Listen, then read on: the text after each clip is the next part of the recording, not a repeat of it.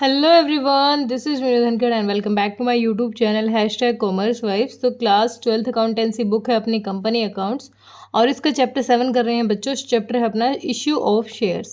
तो इसके practical question कर रहे थे। आज जो क्वेश्चन करेंगे उसमें अपना टॉपिक रहेगा four feature of shares issued at par. जब कोई भी ऐसा शेयर जिसको कंपनी फॉरफीट कर देती है और उसको एट पार क्या कर देती है, री इशू कर देती है, तो उस टाइम हमारी क्या प्रोसेस रहेगी।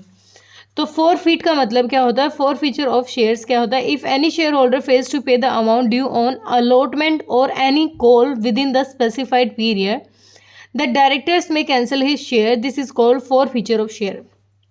कोई भी शेयर होल्डर होता है वो इंस्टॉलमेंट में अपना पैसा दे रहा है। सपोज करो एप्लीकेशन पे हो गया, अलॉटमेंट पे, फर्स्ट कॉल, सेकंड कॉल, इस तरीके से वो हमारा इंस्टॉलमेंट में शेयर होल्डर पैसा दे रहा है।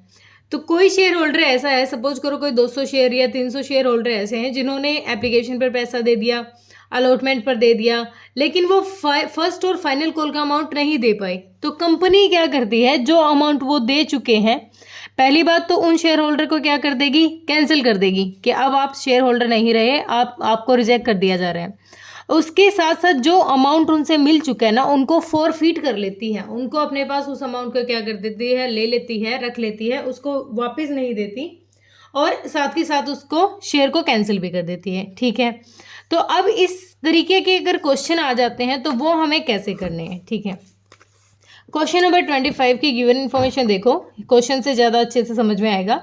X limited was registered with N authorised capital 2 lakh share of 10 each.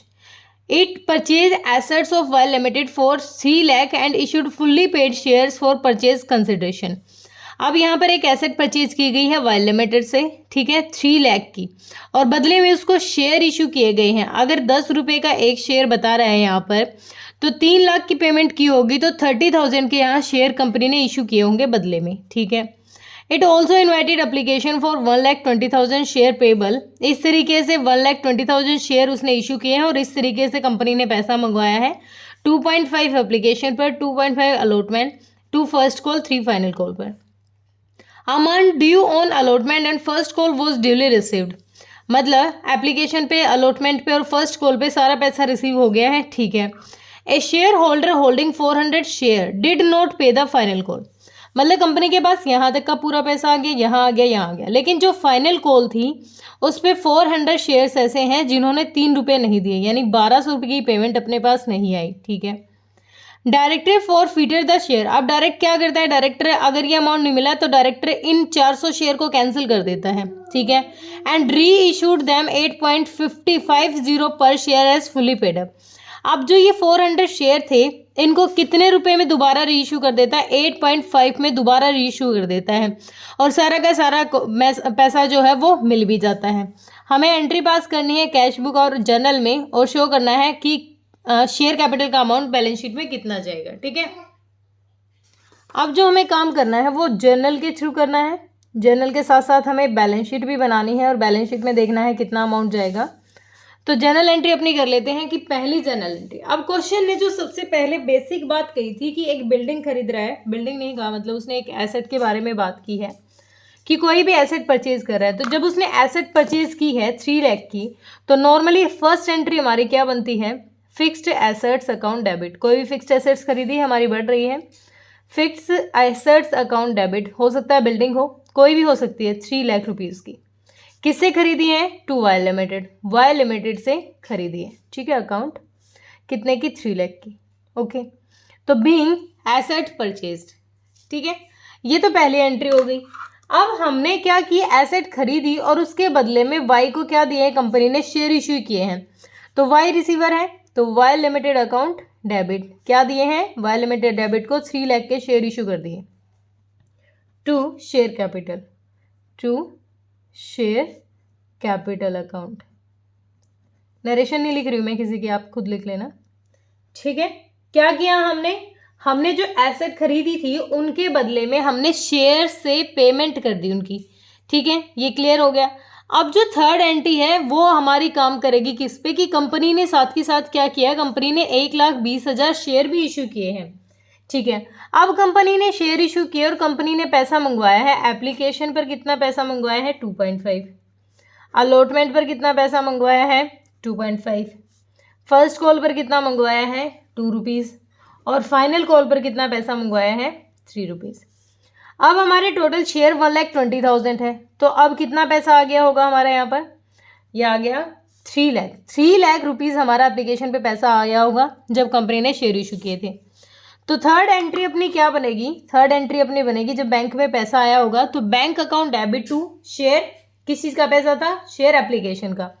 अब बैंक हम बना ही रहे हैं तो बैंक की ये वाली एंट्री मुझे पास करने की ज़रूरत नहीं कि bank account debit to share capital, direct हम लिख देंगे कि बैंक डेबिट हो रहा है किसकी वजह से, शेयर एप्लीकेशन की वजह से, शेयर एप्लीकेशन अकाउंट। कितना पैसा आ गया, हमने कितना मंगवाया है 3 लाख, 1,20,000 शेयर्स पर 1,20,000 शेयर पर 2.5 रुपीज़ मंगवाए हैं। ठीक है, ये आ गया बैंक में पैसा, बैंक में आ गया। अब इसको ट्रांसफ़र किया होगा हम, जब हम एप्लीकेशन का अमाउंट ट्रांसफ़र करते हैं शेयर कैपिटल में तो एंट्री क्या हो जाएगी, share capital account debit share share application, share application का अमाउंट ट्रांसफ़र करें ना, शेयर एप्लीकेशन अकाउंट डेबिट। कितना अमाउंट, 3 लाख का ये अमाउंट आया था, टू शेयर कैपिटल,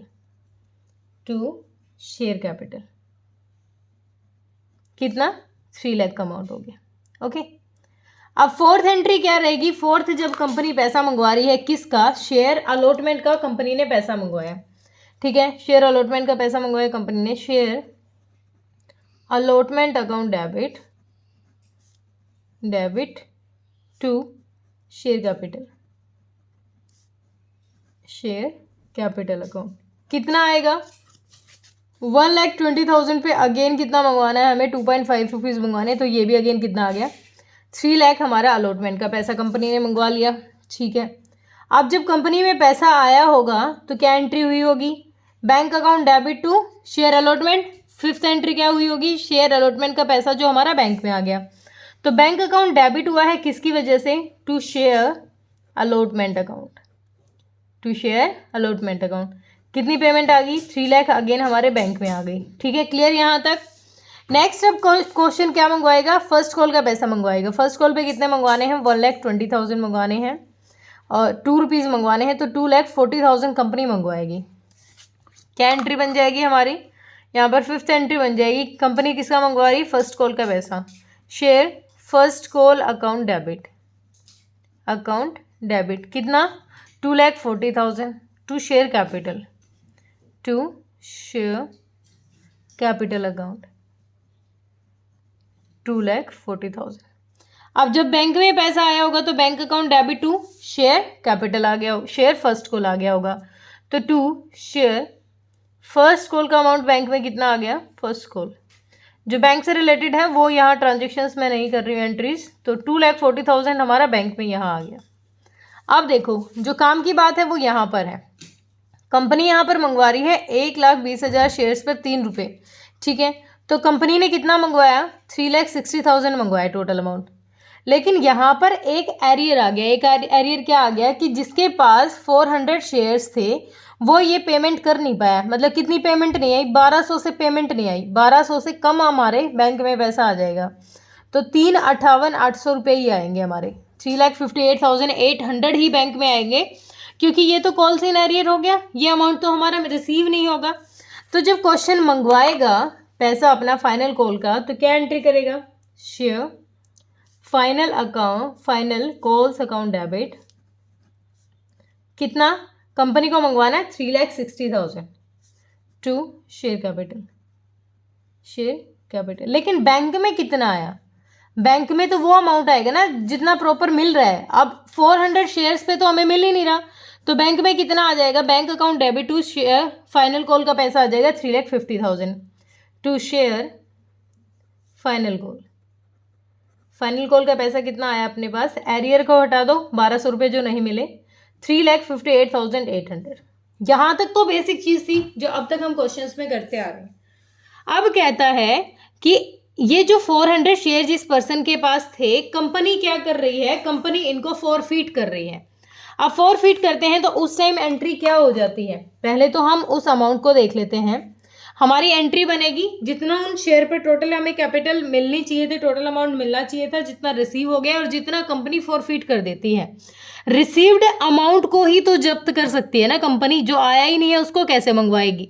देखो कैसे एंट्री हो जाएगी, share capital account debit, share capital account debit, कितना अमाउंट 400 शेयर्स पर टोटल 10 रुपीज़ मंगवाने थे, तो 4000 रुपये हमारे क्या हो गए, शेयर कैपिटल अकाउंट डेबिट। ठीक है। 2, किस चीज़ का पैसा नहीं आया, फाइनल कॉल का पैसा नहीं आया, और कितना नहीं आया, फाइनल कॉल पे 3 रुपये मंगवाने थे, 1200 नहीं आए। ठीक है, 1200 नहीं आए, ध्यान से पढ़ना इस चीज़ को। To share final call, to share final call account, कितना नहीं आया, 1200 नहीं आए। अब 1200 तो वो अमाउंट है जो नहीं आए। ठीक है, अब कंपनी फॉरफिट कितने से करेगी, कंपनी फॉरफिट उस अमाउंट से करेगी जो रिसीव हो चुका है। To share forfeiture account, forfeiture account, कितना रिसीव हो गया, 4000 में से 1200 ही रिसीव नहीं हुए, तो टोटल 2800 तो रिसीव हो चुके हैं ना। तो इस अमाउंट से क्या करेगी कंपनी, उसको फॉरफिट कर देगी। देखो 400 शेयर्स पर जो शेयर होल्डर था वो ये रुपए भी दे चुका है, ये भी दे चुका है, ये भी दे चुका है, सिर्फ यही नहीं दे पाया। अब ये दे नहीं पाया तो इसकी वजह से उसका कैंसिल हो गया। कंपनी ने कितना पैसा रख लिया उसका, ये वापस नहीं देगी कंपनी जो पैसा। इसका मतलब 400 शेयर पर 2.5 आ चुका है, 400 शेयर पर अलॉटमेंट का भी आ चुका है, 400 शेयर पर 2 रुपीज़ फर्स्ट कॉल के भी आ चुके हैं, 800, 1000 और 1000, ये पैसा कंपनी के पास आ चुका है। और जब कंपनी इन 3 रुपये ना मिलने की वजह से ये शेयर कैंसिल कर रही है, तो जो ये अमाउंट है ना, टोटल जो 2800 अमाउंट है, ये कंपनी जब्त कर लेती है। ठीक है, ये उसको वापस नहीं देने वाली, ये पैसा कंपनी ने रख लिया। हमने यहाँ एंट्री से भी समझ लिया, शेयर कैपिटल से टोटल अमाउंट था 4000, 1200 फाइनल कॉल से उससे मिला नहीं, जितना मिल गया उसको कंपनी ने क्या कर दिया, फॉरफिट कर दिया। ठीक है, क्लियर, ये बिल्कुल बेसिक थी, यहाँ तक समझ में आ गया होगा। ठीक है, अब कंपनी ने क्या किया, जो ये 400 शेयर्स थे इनको री इशू कर दिया। री इशू मतलब दोबारा से इशू कर दिया, क्योंकि कंपनी खराब थोड़ी ना जाने देगी। अब हमें कमी तो सिर्फ 3 रुपये की पड़ रही थी, सिर्फ क्योंकि इससे 7 रुपये तो हमें मिल चुके हैं ना। एक शेयर की 10 रुपये वैल्यू थी, जिससे 7 रुपये हमें मिल चुके हैं, सिर्फ 3 ही नहीं मिले थे। लेकिन कंपनी इन 400 शेयर्स को इशू कर रही है 8.5 के रेट से, यानी कंपनी ने इतने से इशू किया और सारा अमाउंट आ गया। तो कितना आ गया, 4 5 जा 24, 8 जा 32 और 3400 अमाउंट कंपनी ने मंगवा लिया।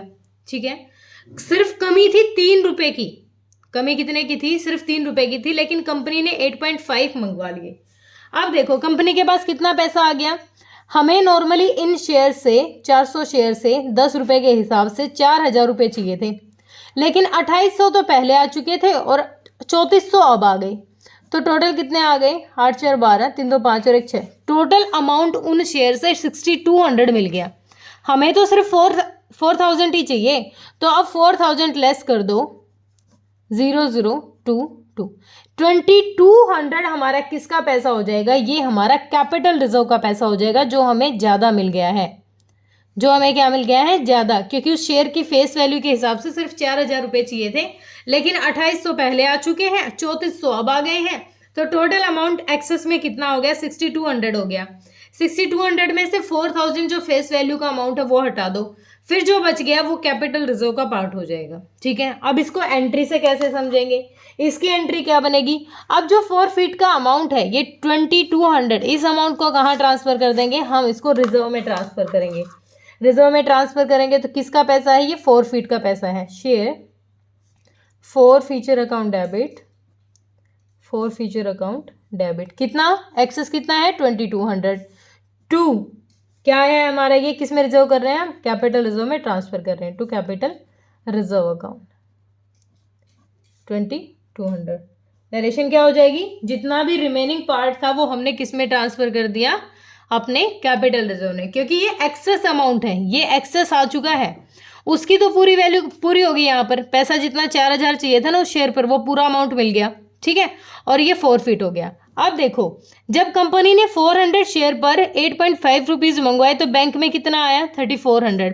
तो क्या एंट्री हुई होगी? बैंक अकाउंट डेबिट हुआ होगा। किसकी वजह से? यहाँ पर जो हमने पैसा मंगवाया है, री इश्यू किया, ठीक है। जब हमने री इश्यू किया, हम कह सकते हैं कि सेकंड या फाइनल कॉल पे या फिर री इश्यूड के टाइम पे हमने जब शेयर इशू किया दोबारा से और 400 पे 8.5 रुपीज़ मंगवाए तो बैंक में पैसा आ गया। बैंक में किस चीज़ का पैसा आ गया? ये हमारा टू शेयर री इशूड लिख लो, या फिर आप कह सकते हो फाइनल कॉल का पैसा आ गया। फाइनल कॉल कितना आया?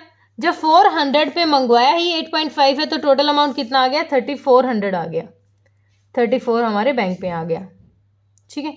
अब टोटल कर लेते हैं यहाँ का। बैंक अपना 0 0 8 4 12 8 4 12 कितना हो गया? 12 1 5 4 9 1 10 3 3 9 और 12। टोटल अमाउंट हो गया 12,02,200। कितना आ गया? 12,02,200 हमारा बैंक में टोटल पेमेंट आ गई। तो बाय बैलेंस CD कितना आ गया? 12,02,200 अपना अमाउंट आ गया, ठीक है। क्लियर हो गया। अब शेयर कैपिटल में कितना पैसा जाएगा? शेयर कैपिटल में तो वो अमाउंट जाएगा ना जो टोटल रिसीव होना था। हमें तो रिजर्व की बात नहीं करनी, हमें शेयर कैपिटल में कितना अमाउंट जाएगा। हम अपना नोट्स टू अकाउंट बना लेते हैं। नोट्स टू अकाउंट हमारा शेयर कैपिटल में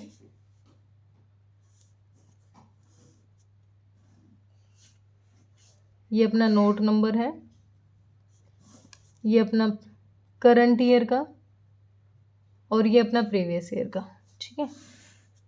पर्टिकुलर्स इक्विटी एंड लायबिलिटी अपनी मेन साइड है। इक्विटी एंड लायबिलिटी कौन सा होता है इसमें? अपना share holder fund, share holders fund, और इसका पहला हेड है अपना share capital. Share capital, share capital में कितना पैसा जाएगा? शेयर कैपिटल में कितना पैसा जाएगा? ये नोट्स टू अकाउंट तो सॉरी, ये तो मैंने बैलेंस शीट बना दी, ये तो अपनी बैलेंस शीट है। नोट्स टू अकाउंट का यहाँ ऊपर बना के दिखा देती हूँ। नोट्स टू अकाउंट 1 है अपना। शेयर कैपिटल से जब कंपनी ने एक एसेट के बदले में शेयर इशू किए तो 30,000 शेयर को 10 रुपये का एक शेयर और 3 लाख की एसेट खरीदी है। 30,000 शेयर इशू किए तो टोटल हमारा कितना पैसा आ गया? 3 लाख आ गया, ठीक है। उसके बाद कंपनी ने जब 1,20,000 इशू किए और उस पर भी पूरा का पूरा अमाउंट हमें मिल चुका है 10 रुपये, तो 12 लाख ही आ गया। तो टोटल कितना? 15 लाख हमारा शेयर कैपिटल का हो जाएगा। दोबारा समझो इस बात को। नोट 1 में 15 लाख रुपया। देखो, कंपनी ने एक एसेट खरीदी थी 3 लाख रुपए की, बदले में कहता था कि 10 रुपये का एक शेयर है मेरा। तो इसका मतलब 10 रुपये का एक शेयर है तो कितने शेयर इशू किए? 30,000 शेयर इशू किए, ठीक है। और 10 रुपये का एक, तो 3 लाख तो हमारा शेयर कैपिटल का ये अमाउंट हो गया, ठीक है।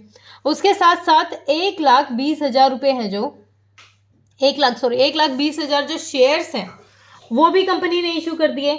उस पर भी 10 रुपये कंपनी मंगवा रही है, तो टोटल 12 लाख इधर हो गया, क्योंकि सारा ही अमाउंट आ गया ना।